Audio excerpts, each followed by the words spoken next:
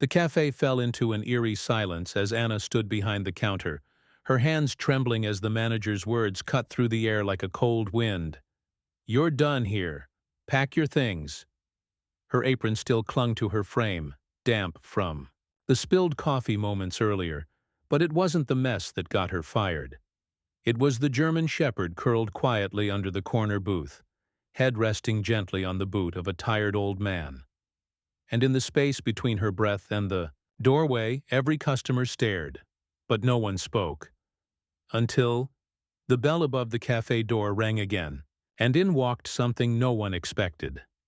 Anna was never the type to cause trouble.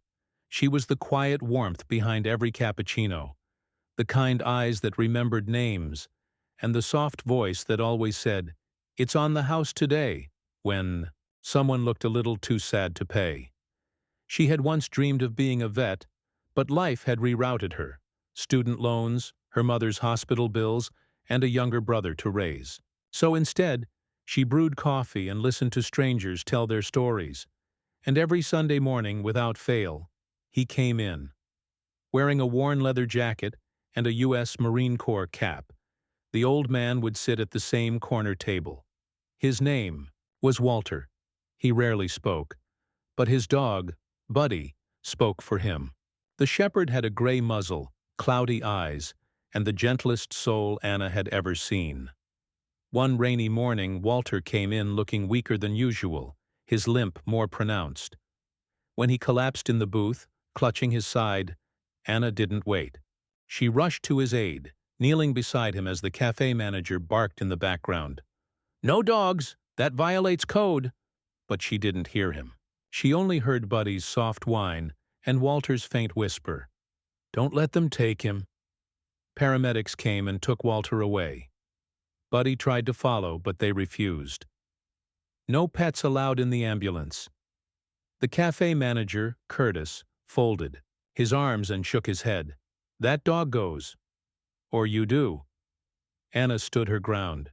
She wasn't letting that old man's only companion get taken to a shelter. She promised Walter with a hand on his arm, "I'll keep him safe, I promise." She stayed after her shift, wrapped Buddy in a warm blanket, and fed him roast chicken from the kitchen. She kept checking the hospital for updates, but no one had answers.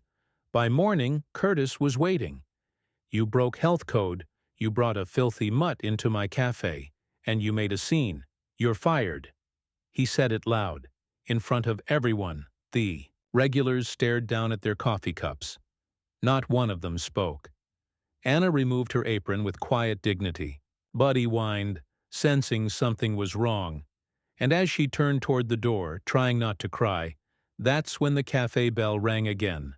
But this time, it wasn't a customer. 3 men entered, wearing dress blues.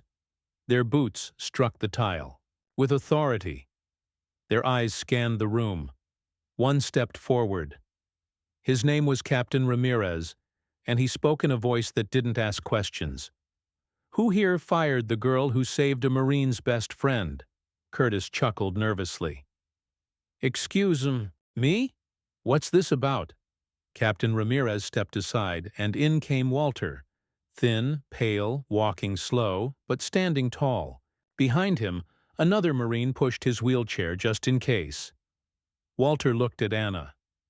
"They told me what you did. You kept your word." He turned to the crowd, voice trembling but firm. "You all saw her protect something more important than rules. She protected loyalty. She protected family. And for that, she lost her job." The silence was no longer comfortable. It was heavy, with guilt. Then Walter added one last thing. "She deserves better." "So I bought the place," Curtis laughed. "What are you talking about?" Captain Ramirez pulled out a set of papers. "He sold his land in Montana last year, quietly. He's been planning to open a veteran-run cafe for months." Walter smiled, a glint in his tired eyes. "And now I know exactly who should manage it." Anna froze. "Me? But You showed more courage than anyone here. You saw a soldier's pain, and you didn't flinch. That's what leadership looks like, the Marines stepped aside. Customers began to stand. A mother clapped. An old man at the counter removed his hat. And slowly every soul in the cafe stood, until only Curtis remained seated, small and silent behind the register.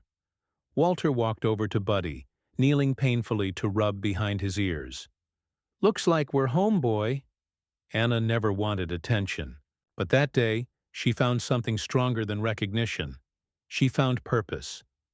The cafe was renamed Semper Brew. Veterans staffed the kitchen. Buddy had his own corner, his name painted above it. Reserved for Buddy, the hero's hero. And Anna? She wore a new apron. Not the old gray one, but deep navy, with a marine patch stitched over her heart, because sometimes courage doesn't roar. Sometimes it just kneels beside a dog, listens to silence, and makes a promise. If this story moved something in you, don't just scroll past. Share it. Be the person who stands up when it's easier to sit down. Be the reason someone still believes in loyalty, in kindness, in second chances. Subscribe if you believe the world needs more stories like this. Stories that remind us what real courage looks like, because kindness isn't weakness. It's what real strength looks like, when nobody's watching. Do you like this personality? Tell us in the comments.